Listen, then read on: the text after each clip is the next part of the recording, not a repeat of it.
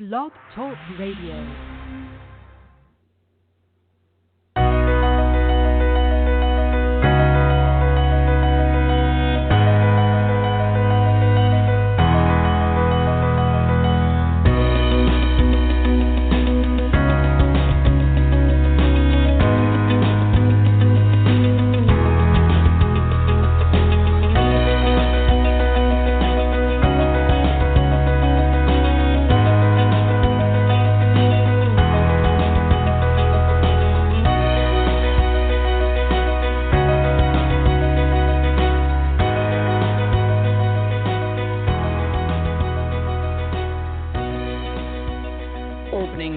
Provided by bensound.com. Welcome, everyone, to today's Earth Energy Forecast Show on this Tuesday, October 8th, 2019. Thank you for listening today, or if you're listening later to the podcast. I am your host, Joan Cerio. Today's topic is very timely. If you listened to our show last week, our resident astrologer, Jude Valentine, said that music and other forms of beauty and art were really supportive for us, especially in this month of October. I know it's supportive all the time, but I really find this, very timely that we have this show on right after Jude and telling us about what to expect for this month. And today's guest uses music as medicine.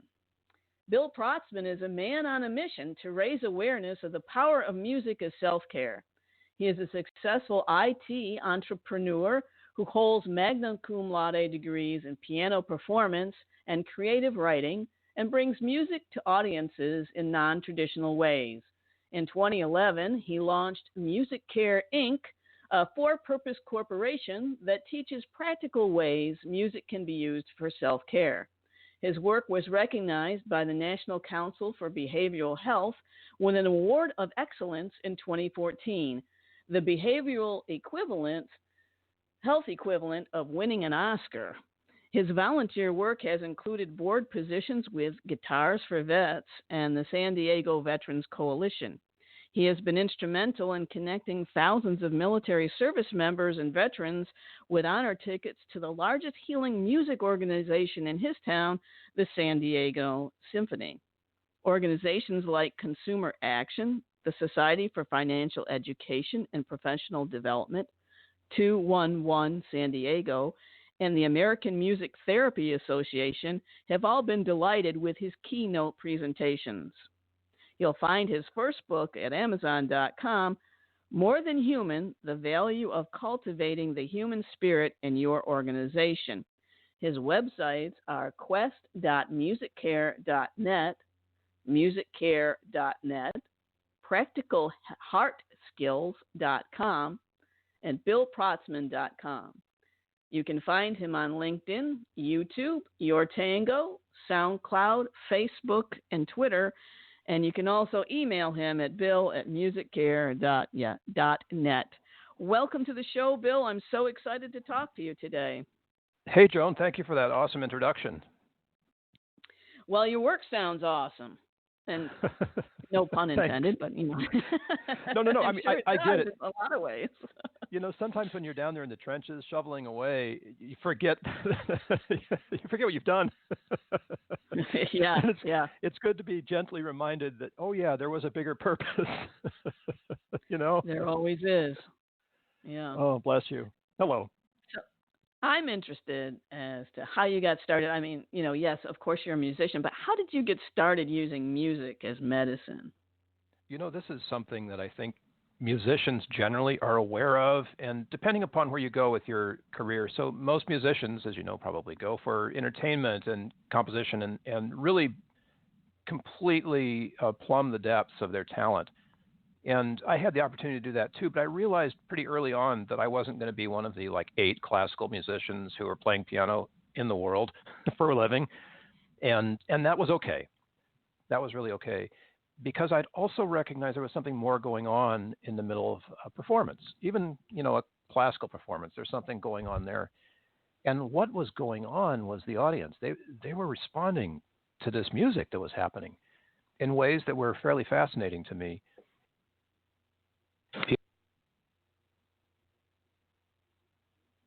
Are you there, Bill? You just cut out, Bill. Well, hopefully Bill will come back on. I don't know. We're having some technical difficulties right now. Maybe I can't hear him, but we'll see. We will get him back. I could do some singing, but maybe you would not want to listen to the whole thing. but I'm sure Bill will come back on soon. So, anyways, to bring you up to speed with what's going to happen on the show, the next couple of weeks, I'm going to take a hiatus on Earth Energy Forecast because I will be moving. And so I won't have a show for a while. So, but I will be back at least by the beginning of November when we'll have Jude back on the show. So we will definitely have a show again then. And, Bill has done so much work with veterans. He's done work for Alzheimer's patients, to help people with anxiety and depression, even with suicide. So his work is wonderful. You can find it on those websites that I just told you about, and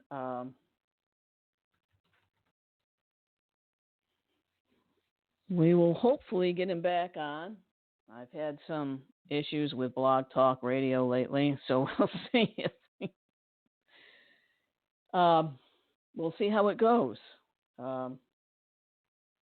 And hopefully we can get him back on the show. And I can at least play this music clip that he provided until I can hear him again. Let me just do this. And I'm going to see if I can get him back on again, doing that. No, I still can't hear him. Let's play the music clip that he provided us while we're waiting to see if I can get him back on. And he says he has a story about this music clip. And so I'm going to play this for you now.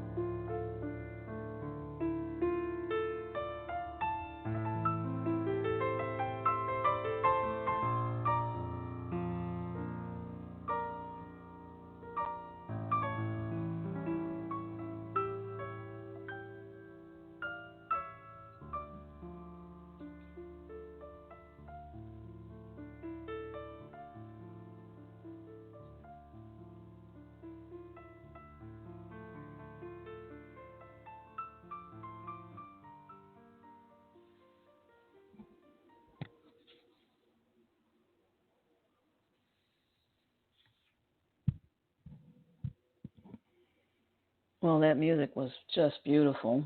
I hope you enjoyed listening to that. And I hope Bill can connect with us again soon. Let me just check and make sure. Here he is. Let's see if we can. Hello, Bill. Can I hear you now? I hope so. Are we there? Yes. Great. Yes, I can hear you now. Yeah, I Wonderful. reconnected. I think Blog Talk just dropped me off. Yeah, I've had issues with them, unfortunately, in the last couple of shows. So no worries. I just kind of go with the flow. I don't know if you heard what I was saying. Yeah, I was able to hear you the whole time. I just couldn't say anything. So thank you for playing that clip. Let's go there, and we can go back to where we were before. Okay, that's great. Yeah, because I do want to get back to that whole thing about the audience involvement. That's the key here.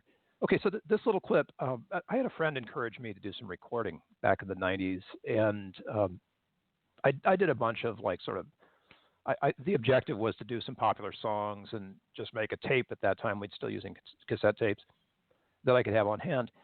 And so we went into the studio. I'd never been in a studio before, at least not behind the piano.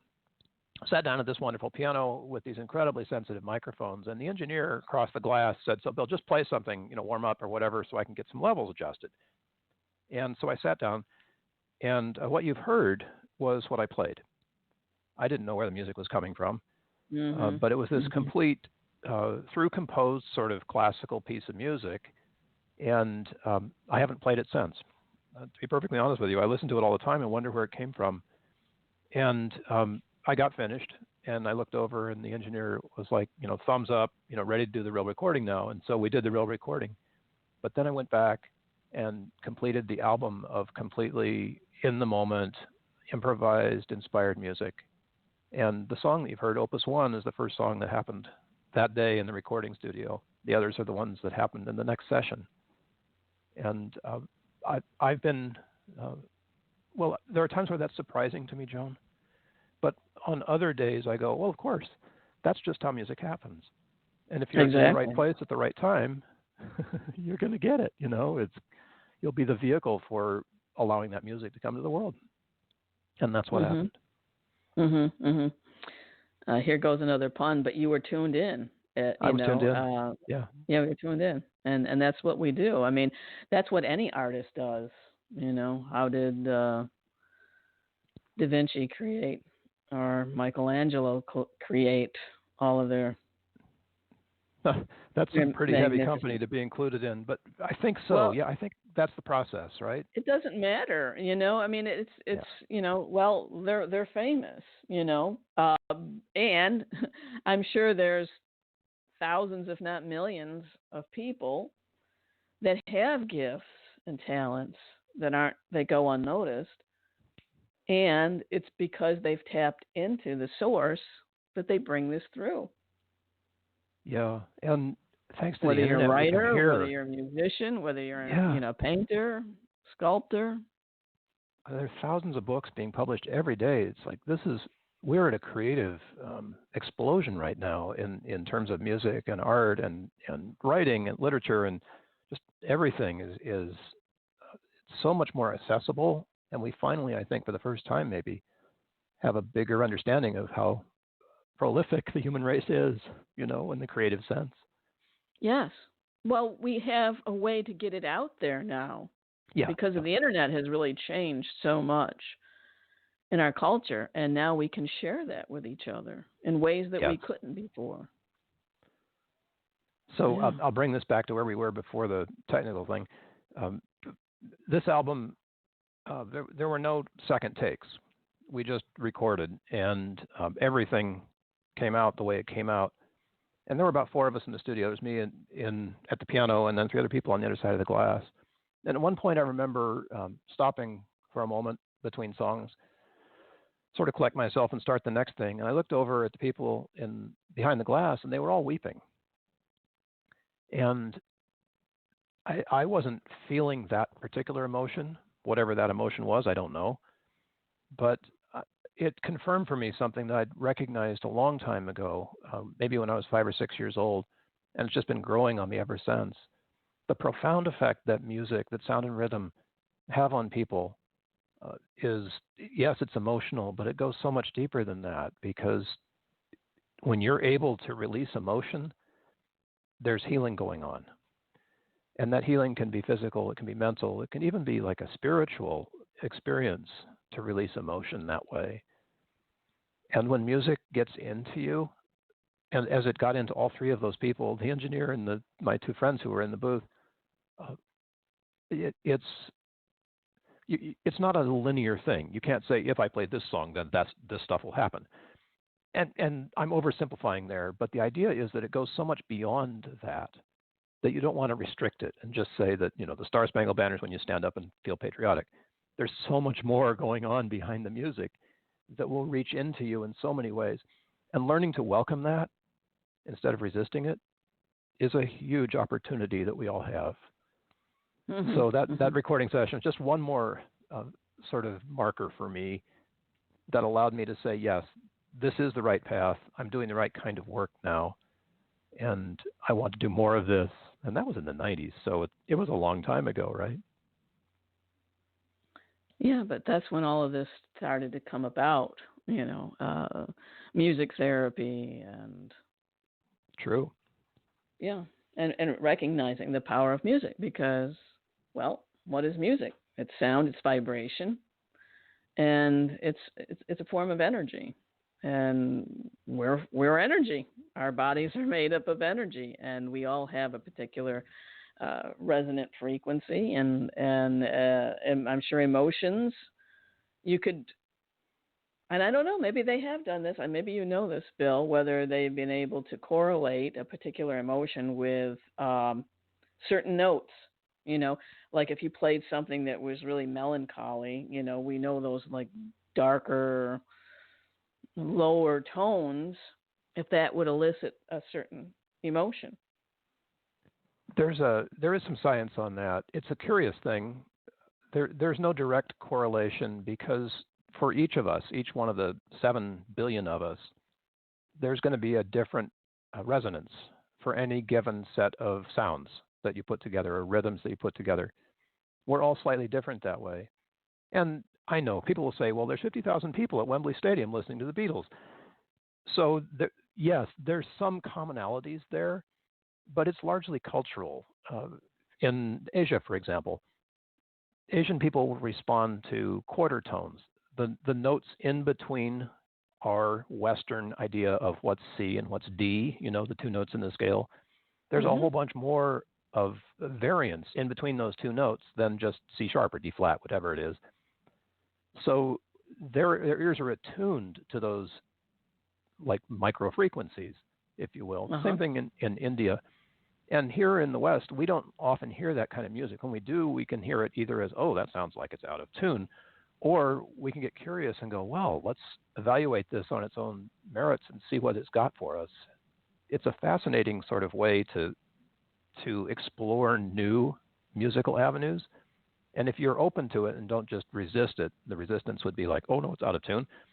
If you're open to it, you can hear in those those sort of micro pitch or tones between the tones, you can hear a new kind of music that's unfamiliar and that will open you up in a new way.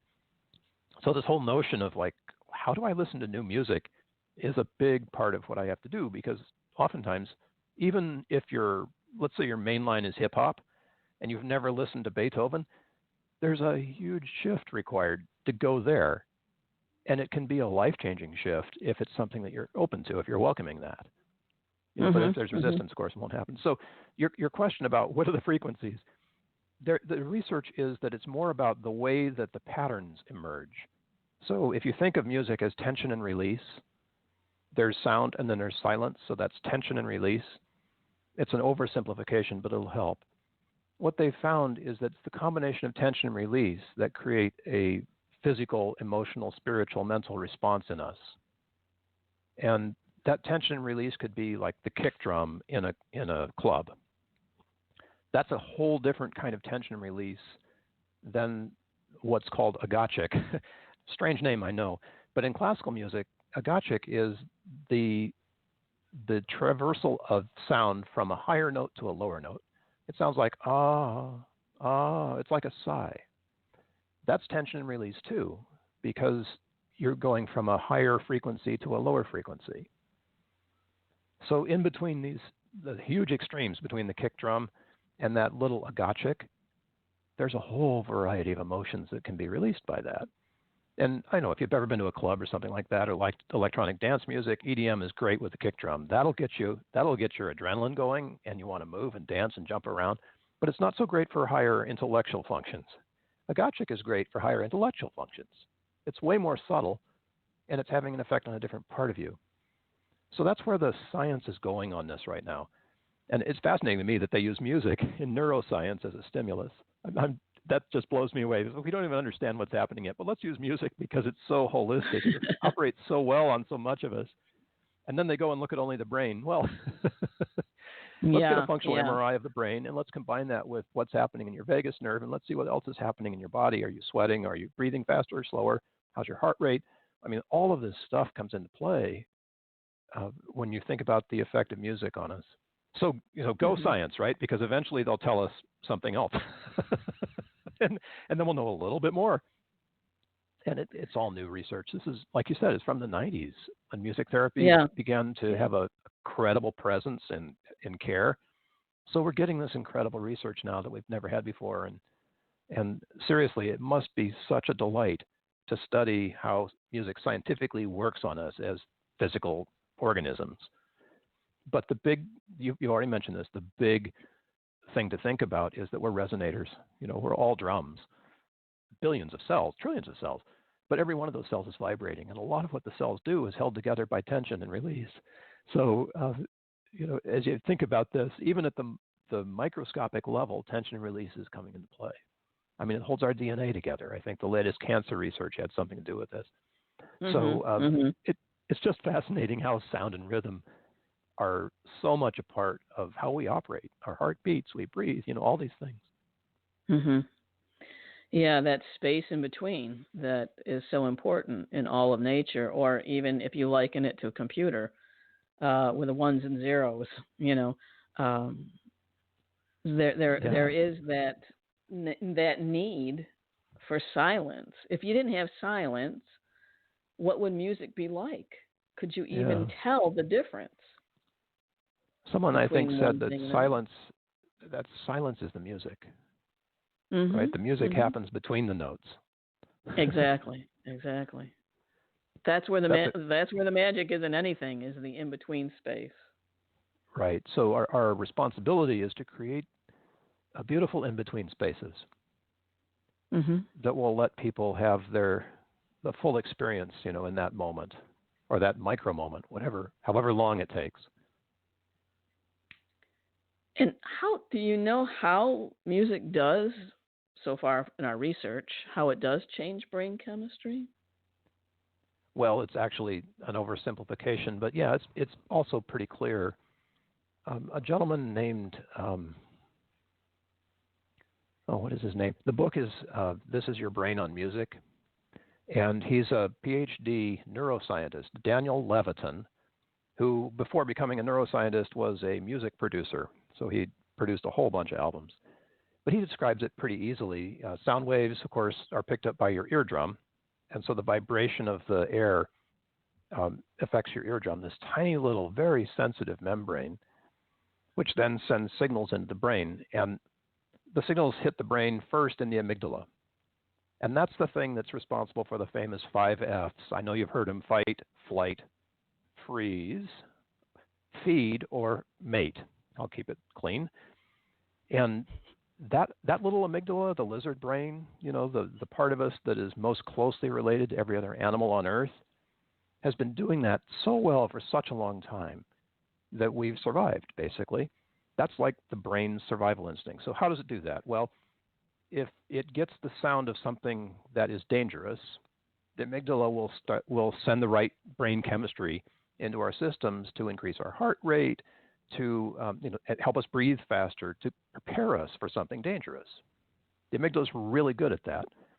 And it does that way before we recognize whatever the sound was that was dangerous.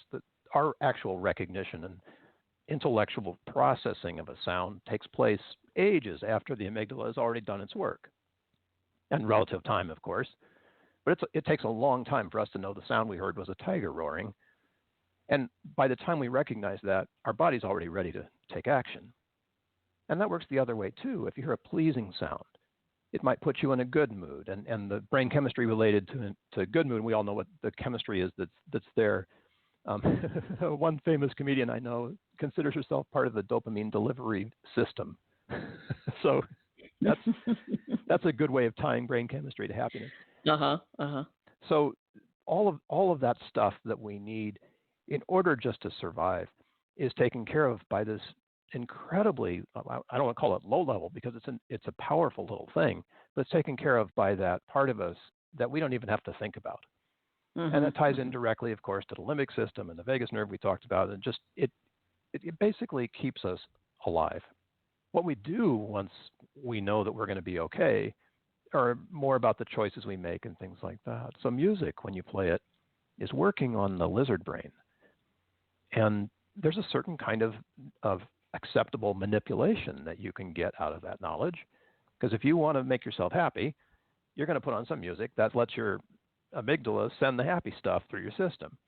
And if you need to grieve, you can put on the music that helps you be sad. It helps slow your breath down and slow your heart rate down and allow you to feel more deeply and just sort of give you a pause, that beautiful space between the notes that we talked about. It helps to enliven that. Mm-hmm. So, and this is sort of now common knowledge in the world of how sound and rhythm work on us. But the question then comes, what do you do with that? Now that you know that, what do you do? do you as a performer, program something that lets people have a very satisfying emotional ride, like up the roller coaster slope and then down the other side, and then leaves them in this beautiful place of just where they can breathe and relax? Or are you about just driving it home all the time? And that's a DJ environment, where you want to get that beat going and just keep people moving until they're too tired to move anymore. Those are sort of acceptable manipulations that musicians make choices about how to use, Yeah. So I'm imagining someone that's writing the music for a play or a movie. They really are writing to not really program, but take our brains and our being on this ride so that we become part of the play or part of the movie. Of course, yes. Turn off the soundtrack to a movie sometime and see what it's like, and you'll be very quickly introduced to how powerful the music is that supports the story. Mm-hmm. Yeah, I grew up watching a lot of musicals, and musicals are amazing because the whole story is mostly told by song. And so not only do you get these songs, you get the story with the song, and that becomes the way that you remember the musical and the story and the point, if there was one, and all of that, it's just tied together. And that uses a very important part of our ability too, which is tying music together with memory. Yes, exactly. Yeah, and so there it goes. It's much easier to remember things to music. So I can remember all the songs in the story for Anything Goes. It's never going to leave me, it's just sort of in there. And all of the other great stuff that was out even today, I've never seen Phantom of the Opera, but I know the music so well that I know the story. Yes. Yes, it's true that you can use music to help your memory, and people say, "How do you remember those words?" Well, if it's a favorite song and you've sung it over and over, it stays. It just stays. Yeah. I even know songs that I can't translate in other languages this way, which is fascinating to me. I guess someday maybe I'll learn the words, but it seems so beautiful to know the Italian words to O Sole Mio, for example. And I've translated that one. So it's not really the same, but when you hear that song, I hear it in Italian. I hear the English translation of the Italian, which doesn't fit the music too well. I hear Elvis, It's Now or Never. Right. There's this depth to music that it's so amazing and so beautiful when you begin to dig into it. As an intellectual, you can do that too with, people who love to analyze, symphonies and whatever. That it's fascinating work, and it's very, very instructive if you're dealing on that level. But on the emotional level, where it's just tension and release, you can actually look at an entire hour-long symphony and find out where the tension was created and where the release happens throughout this entire piece of music. And in the big view, you can see that wonderful emotional arc, how the composer takes you up this arc and then tries to release that energy, and it can go in all kinds of different directions. But the tension release is still obviously there. It's such a beautiful thing. And you've taken this music as medicine to another level. You will have this on your website, and you have a lot of information there about using it for particular groups. So I'd like to touch a little bit about that. I know that you've done this volunteer work with Guitars for Vets, and you work with veterans. How did you get involved with this, and how can we use music to help those with, say, PTSD? What a fantastic question. The idea of introducing music as an intervention is a lot of what music therapy is about. And I want to say right away, I'm so grateful to my colleagues in music therapy. I'm not a music therapist, but I've seen such amazing work being done in that world and had the opportunity to keynote for them. And It's such an incredible thing that music is a clinical tool. And it makes great sense because the research on it is that one of my favorite researchers in this is a guy who's a classical pianist and a oncological surgeon at Massachusetts General, Dr. Claudius Conrad. And he found with people in his ICU that if they were listening to music, they needed half the pain medication, like 50% less. And in our world of the opioid crisis and all of that, to think that music just by itself can reduce your pain, that's incredible. And they healed faster, of course. There were measurements for that they could do, and they were not as stressed. So there was a decrease in stress hormones just from passively listening to music. So certainly if you can actively play music, that would have an amazing effect on you. And Guitars for Vets got started because a Vietnam veteran who was stressed, who had dealing with post-traumatic stress, and his buddy who was a guitar player decided that, hey, let's just teach,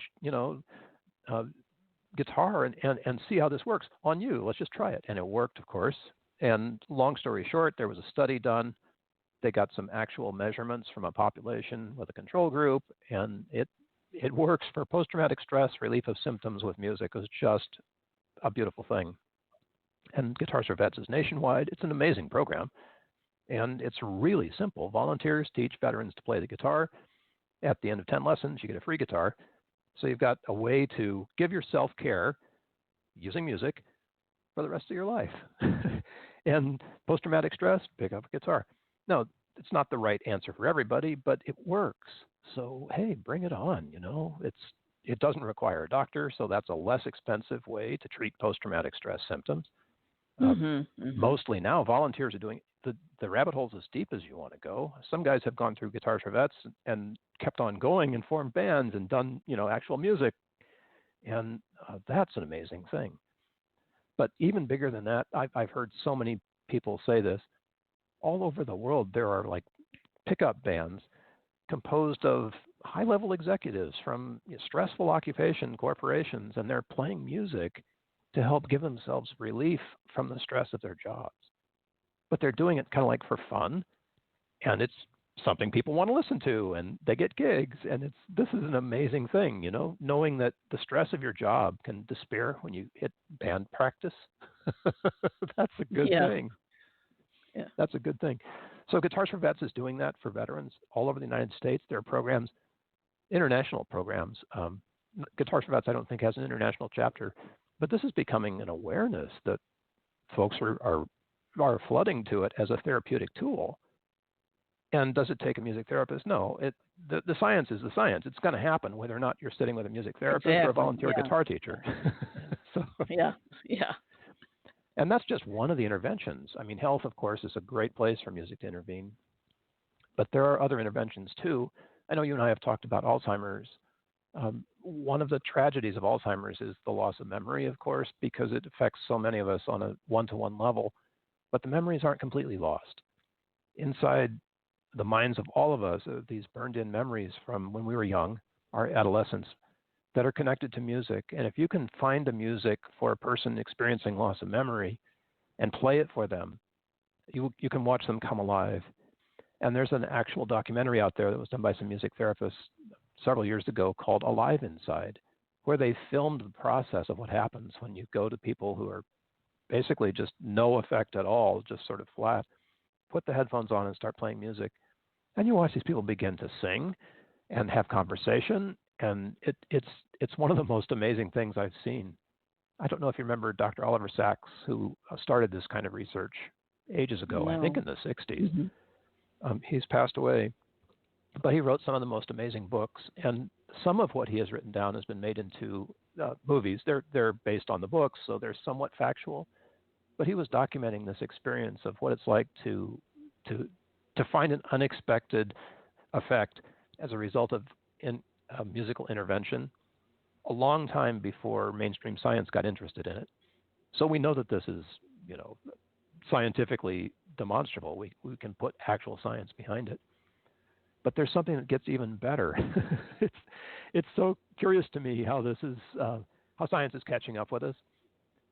There's a thing called bilateral stimulation. What that means is that the left and right hemispheres of your brain are talking to each other. And the more they do that, like the more tension and release there is in music, the better for us as human beings. So getting your left and right brain talking together, it's pretty easy to do that. If you like use your left hand, tap on your left knee, use your right hand, tap on your right knee, and just do that repeatedly, that's creating the bilateral stimulation, believe it or not, this works, that lets our brain do some pretty cool things, like release traumatic memories. There's an actual scientifically proven therapy called eye movement desensitization and reprocessing, EMDR, that was discovered, I'm using that in quotes, back in 1989 by a psychotherapist who was simply walking around in Central Park and recognized what was going on, that the traumatic memories were losing their traumatic energy. They just became memories without the triggering aspect of trauma. And EMDR quickly became adopted by lots and lots of people in the psychotherapy professions. And it has a cure rate. I mean, its cure rate for post-traumatic stress is in the 90% range. That's amazing. And everybody, they appreciate this, but it's curious because science doesn't really understand why it works yet, but they know it works. Well, guess what musicians do? If you're a drummer, you're using your left and right hand all the time. If you're a piano player, left and right, same. First song I ever learned at the piano, Joan, left, right, all the way up on the white key, the two black notes. There's a set of two, a set of three. So I went all the way up the piano on the two black notes to the top. That was the first song. Second song was the same thing in the other direction. So right from the very first song I learned, I was learning bilateral stimulation. I didn't know what it was. Nobody was calling it that then. But I realized at one point when I was in therapy for trauma and we were using EMDR, that this was how I had given myself relief from the traumatic memories all my life at the piano. And I stopped the session and I explained to my therapist what I thought, and her mouth dropped. and we both recognized with gratitude how much of my life has been minded by this bilateral stim that I didn't know I was doing, because part of that EMDR is that you bring your big feelings to the session. And my job at the piano is simply to do that, to bring these big emotions, as big as I can feel them, to the music so that it will be accurately understood by you, with its emotional content intact. If I don't do that, the performance is flat. So there I was doing big emotions at the keyboard, and the bilateral stim that was happening, now explained by science as EMDR, was keeping me psychologically sane, making me well. It was my health care for all those years, So what they're finding with music, it just is, it's going deeper and deeper. Every day it seems like there's something new. And, thank you to science for explaining what we've been doing all these years, thousands of years now, whether it was banging on logs or hauling at each other across mountaintops, doesn't matter. It's all part of the sounds that have kept us well. Yeah, I remember as a teenager just instinctively knowing that if I play music, I can move the emotions through me and what was going on in my life and all the emotions that came up. And, we all have a story, and I had mine, and that really did help me. Oh, you have to tell it now. You just can't leave us there. Well, when I was 16, my mother had a stroke, and it was around the time I was taking guitar lessons. So there's guitars for, teenagers. We'll start that one. There you go. And so whether I would write songs, not that I'd write the music, I would just know it in my head and just use the chords and write down, the words. And whether it was playing the guitar, whether it was listening to music, that would help because, at 16 years old, I became the caretaker of my mother, pretty much. And then just 4 years later, I lost both my parents. So, there was a lot coming up, and music helped me so much. Did you have any sort of understanding of how it was helping you? What specifically it felt like? All I knew is that it would bring up whatever was stuck. So if I knew I needed to cry to release and just let it out, music was the way for me. It worked. And I was alone a lot of the time, and so boom, I put the music on and just let my emotions flow, let the tears flow. This is such an incredible awareness that you got so early in life, because there's a lot of people I speak to who are all about, they don't want to let the emotions flow. They want to stuff them and choose other emotions, right? Mm-hmm. And Right, yeah. your awareness is, and I often, I don't often go this far into what's right and wrong, because non-judgment is a huge part of my practice. But I want to say that your approach is the right one. As resonators, I mean, just imagine if you had a drum that could only play happy sounds. You know, that's not going to give you a satisfying musical experience, because music No. includes all of the primary emotions. You know, if it's happy, it can be sad, it can be scary, it can be it can be angry, and you just can't have a music that only plays one thing. The music gets there because it allows for the other things that happen in the silence. Yes, So because we're multidimensional. We have a whole range of emotions, and that's what makes it so rich. You know, we're so non-binary. Emotions are so non-binary, and when you release judgment from them and just say, you know what, I'm really angry right now, and that's just how it is, and play music that enables that feeling of anger, that's much better than going out and acting out on it. At least you have the experience, and your body lets it go. And you know, anger and fear leave pretty quickly. It takes longer to release sadness. That one's more gentle. Yes. So once you understand how the music is giving you this amazing ability to not hold it in, why would you hold on to stuff that makes you angry or scared or sad? I mean, you'd want to let that go. You want to feel that and let it go, so you're ready for something else. That's an amazing awareness, Joan. And yes, please spread the word on that one, because we don't have enough time, and in many cases, we don't have enough strength to hold all that bad stuff inside. But the moment you stop calling it bad and just go, oh, it's an emotion, I'm going to let it flow. Yes. Everything changes. Yeah, emotion is energy in motion. That's really what, the E in the motion, energy in motion, and that's what it is. I mean, I've done healing work for people, and that's all it is. And that, like you said, you're in that place of non-judgment. You hold the space. And why do energy healers or massage therapists, I've done both, have music playing in the background? Oh, it's easy. Because it's entrainment, it right? In the healing. Yeah. Yeah, it's just part of what we need. And it's harder for men. Guys are taught to stuff it, to hold it inside, and there's an appropriate place for that. You don't want to fall apart if you're leading a giant meeting of shareholders or something. You want to keep on your game. But after that meeting, there may have been something unkind said in there, and to release that unkindness is a really good idea. Why carry that around if you don't have to? And I know they always say don't take it personally, but your body, your system is taking all those vibrations very personally. And if you're not able to meet that on a level that allows them to flow through, they're going to build up and stack up, and pretty soon you're going to be dragging around this heavy tank full of emotions that you chose not to feel. And nobody needs that. You can't run when you're dragging a heavy tank of emotion behind you. And, exactly. There's so many wise ways to do this. Before meetings, for example, I use a drum track. I'll just put on a little click on my phone and let it sit, somewhere.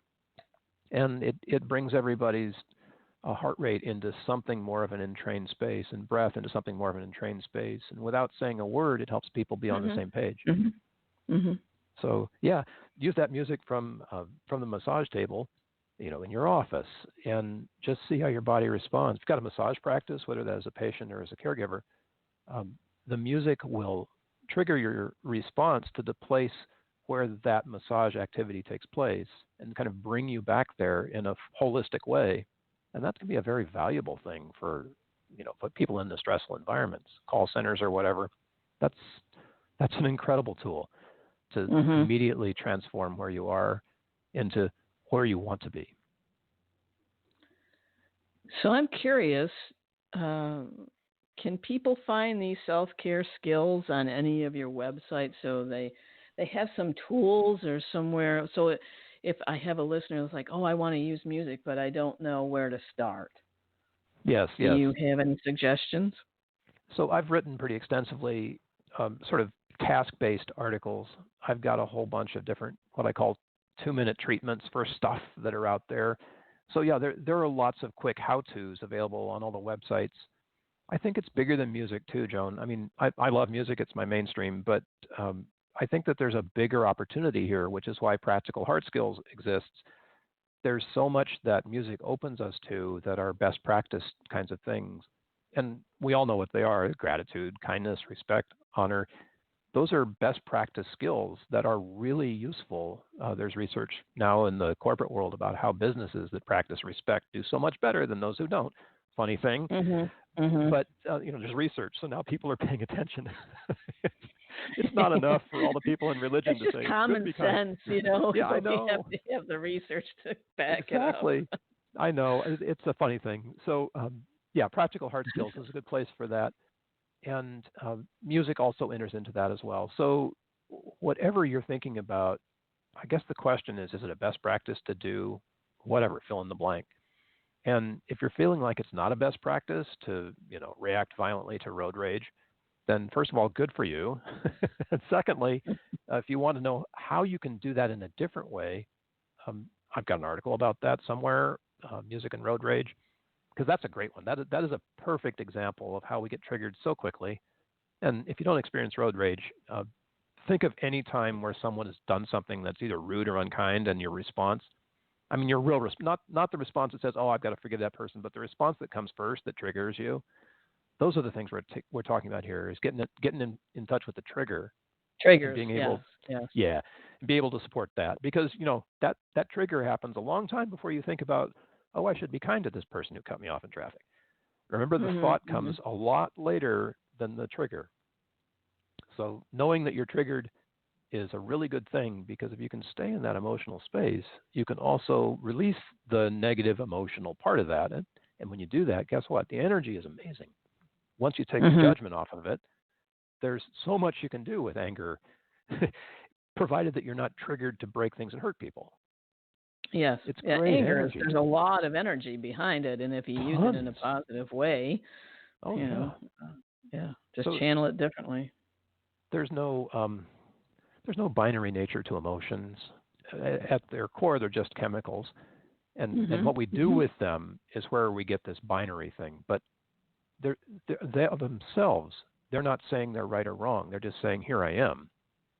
It's our judgment about them that happens a lot later. I mean, it's in milliseconds, but it takes so much longer for us to think about something than it does for us to respond to it. And if we build practices that give us healthy responses to things like rage or anger, those triggers, oh my gosh, that's an amazing practice. And it can save so many lives. I mean, seriously. Think about all of the hair trigger responses that we've had, and the ones that are actually informed by emotional intelligence versus the ones that aren't. And there's a huge difference.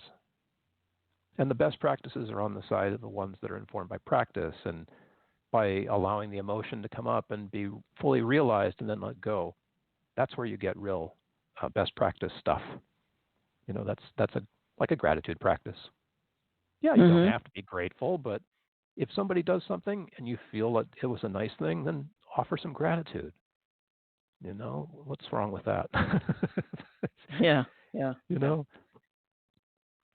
Yeah, it can shift your life, And I remember when Oprah used to have her shows and she would do, the spiritual clip at the end and she talked yeah. about her gratitude journals and people would do a gratitude journal and it does make a difference because it forces you to stop and think about all the things in your life to be grateful for and things that a lot of us take for granted every day. I was reading in a book from the early 1900s about how powerful gratitude is, and it got me interested because there's a lot of history on gratitude. It's part of all of the wisdom literature, the ancient wisdom literature. I mean, this is a fundamental thing. And yet here we are in the 21st century still having to remember to be grateful. And we're doing okay. Hey, it's great. This is a whole evolutionary process, and we're in it. We're doing our part. But this is ancient. This is ancient stuff. And most of those gratitude, wisdom literature sorts of practices say that gratitude is what brings us close to God. So whatever you call God, the universe, the other, whatever, gratitude brings us close to God and consciousness. And I suspect at some point that we're going to find that emotions are really the gateway to that, and that a wise use of emotion is something that's going to enliven all those amazing practices that we want. The gratitude, the kindness, the respect, whatever. Having a full repertoire of emotional experience can just open up the opportunities for all of those best practices that we like to, that we like to refer to sometimes, but they're often not things we take the time to do. Does that make any sense? It certainly does. There's nothing new under the sun, as I like to say. Yes. And the old is new again. Again, a lot of my work is bridging science and spirituality. So, like I said, this is the time where it's show me the research, and then people will pay attention. Oh, okay. So there's that bridge. Yes, mystics have been talking about a lot of this for centuries. Well, now we have the science and the technology to show that is true. And people to measure now, it. Oh, yeah, you got to measure it. Yeah. Instead of feel it, like we're talking about, And I love the fact that you talk about practical heart skills, because a lot of my work has been with the heart. And I'd like to hear more about what you include in your practical heart skills. Oh, great question. Are you familiar with I think it's a research institute called Heart Math? Oh, yes. HERT. So Heart Math. For folks who don't know, these people have been out there kind of making the connection between sound and rhythm and what happens outside of our brains in our bodies. And they call that Heart Math. There's the sort of notion in the scientific world that we are thinking beings, but we think with much more than our brains. And I love this evolution of science because it's getting closer to where I think the ultimate goal is consciousness.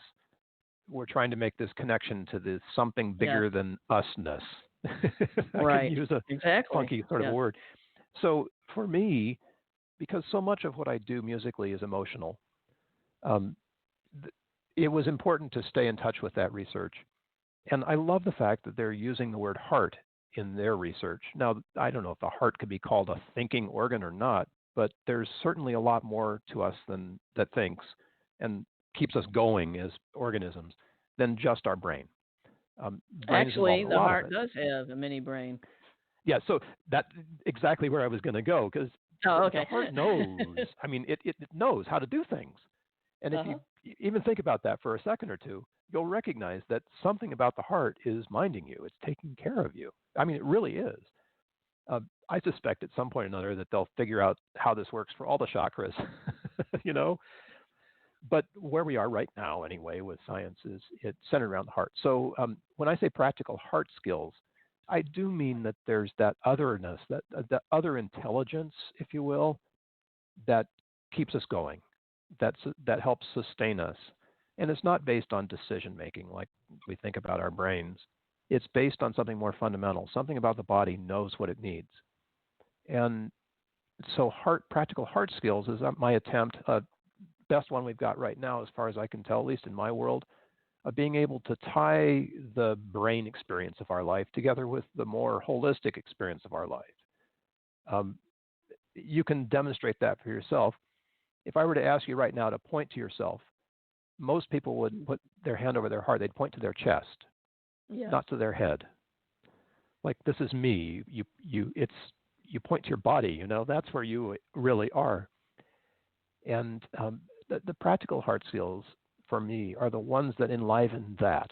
They enliven the holistic humanity of us, not just the mind that says, well, it's a good thing to do this, to fire all these people and close this business down, even though it's going to decimate the community where they all live.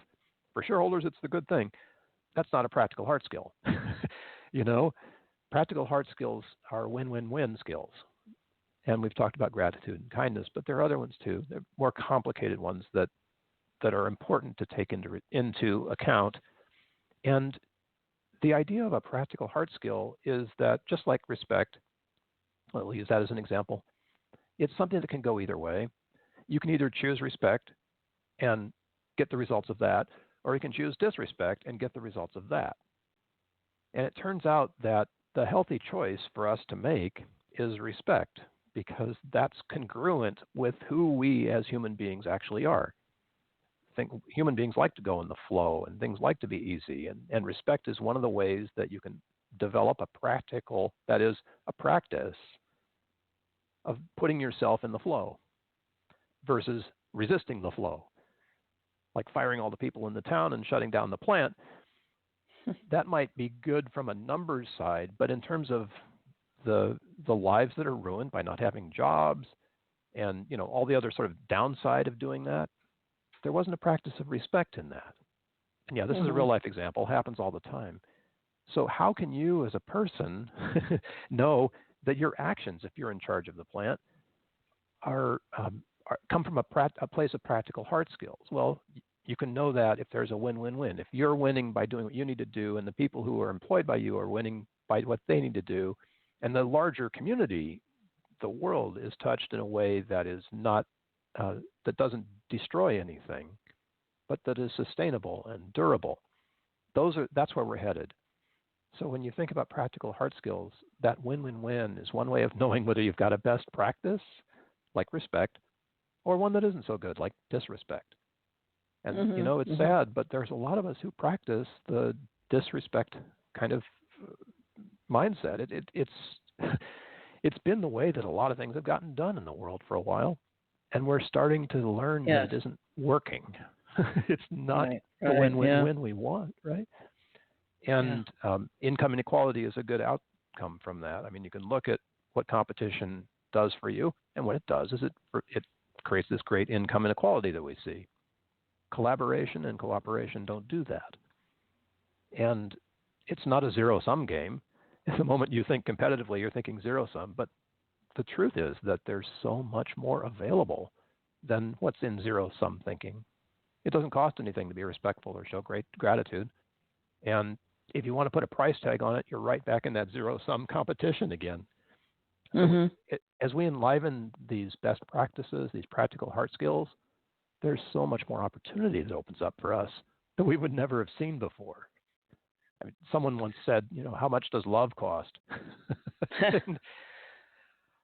Wow, that's a big question.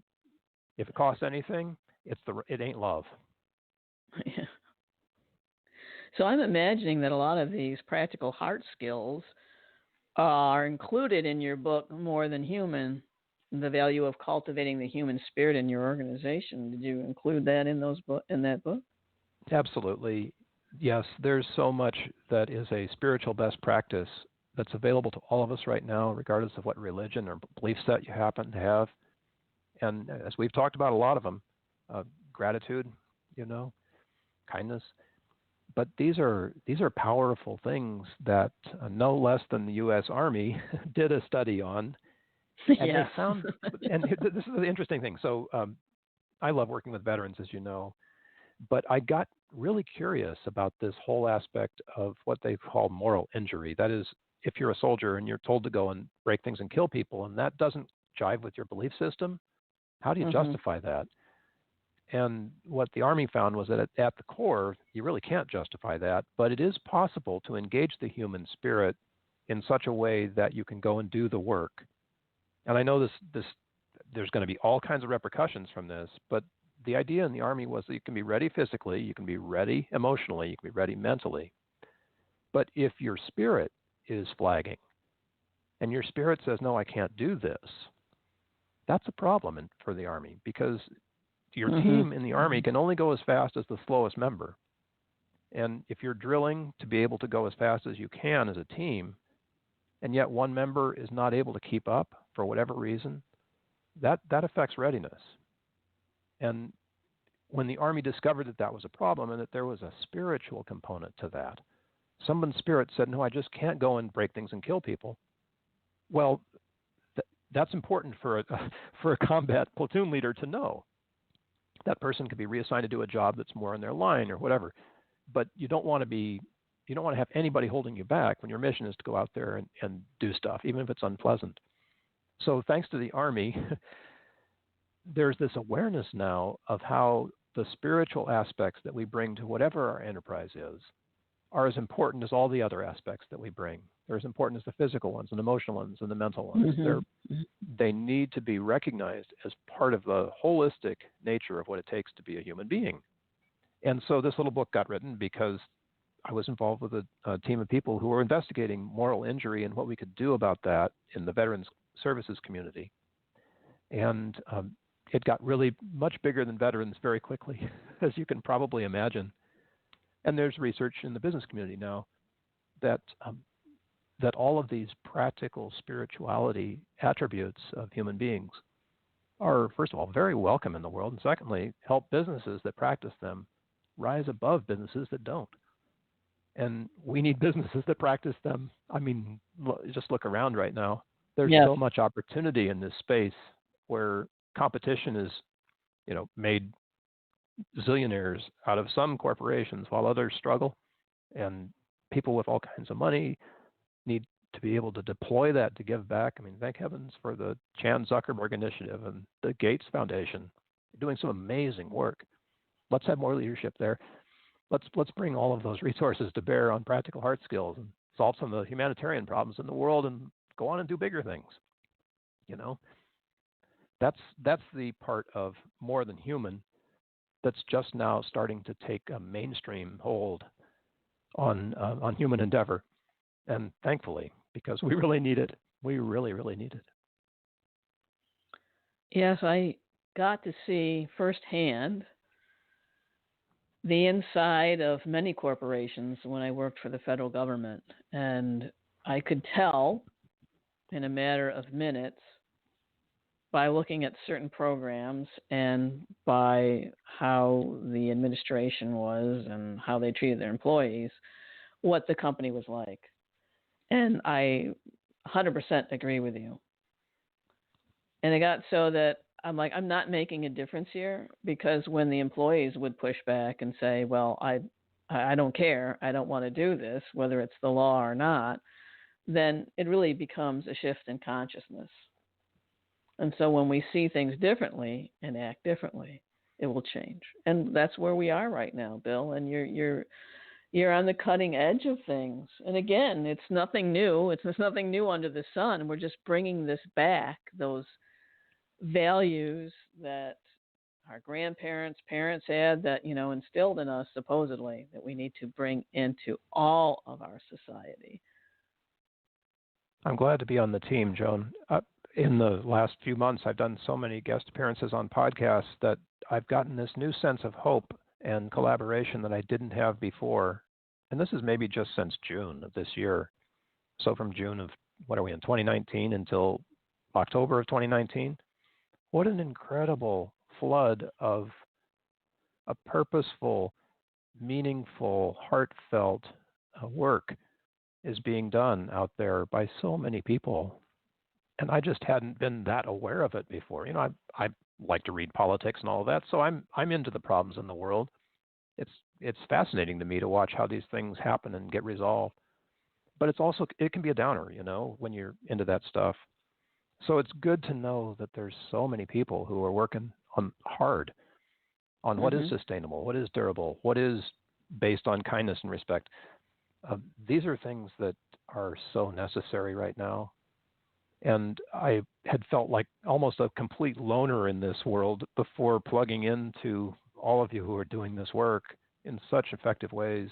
And in many cases, for a long, long time. I mean, there have been people sustaining this work. Well, what are we on, the 13th Dalai Lama? That's pretty much his job. Right, yeah. And it feels so good to know how alive this community is and to feel the results too, because once you start to work in a lane, knowing that other people are there and that are collaborating with you, whether or not you're holding hands and working together, they're out there doing work in the same field. This is a beautiful thing. And it's been so supportive. I feel just so buoyed by the fact that there's so much of this good work going on. Yes, and thank you so much for doing your part, Bill. That we all recognize our gifts. We all have a gift, and that when we share it and we share from the heart, that we do make positive changes in the world. Yes, that's where the positive change comes from. You're so right. And thank you for the part that you're doing. Well, is there anything else you want to share with us today about your work? Well, just the easy way to engage. I like to say, change your music, change your life. But if you have a chance and can listen to some music today, after the podcast is over, or whenever you have a moment, take a few minutes where nothing else is happening and use the noise-canceling headphones. Put yourself in an environment where you can really listen to some music that you love and just allow that music to be with you and mind you. And if tears come, that's great. If laughter comes, that's great. If you feel that skin crawling kind of feeling, you'll know that it's gotten into you. And begin to practice that, because whatever that music is and wherever it takes you is a place that it needs you to go, and you need to be there. Mm-hmm. And that will change you. That's beautiful, Bill. And again, I want to share with people that if you're interested in Bill's work, you can go to quest.musiccare.net or musiccare.net or practicalheartskills.com or just billprotzmann.com. Thank you again for being on the show, Bill. I want to play your clip before I do my little ending here, because I want people to hear this again. It was so beautiful. Well, thank you. I'm going to play this clip again.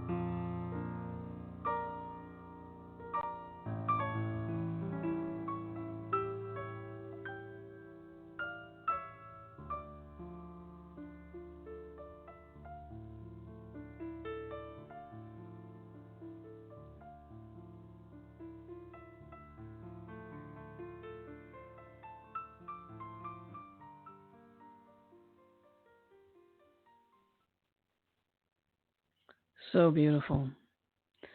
And with that, I'm not going to play the music that I normally play at the end of the show, because it will definitely change the energy. I want you to hold that resonance in your hearts as we end today's Earth Energy Forecast Show. I'm so grateful to you, my listeners, and I don't know whether I'll have a show next week. I do need to take a couple weeks off while I move and take care of a few things for myself.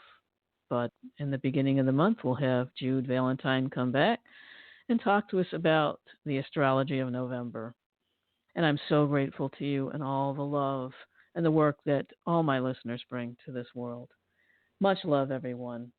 Take care and enjoy the rest of your Tuesday.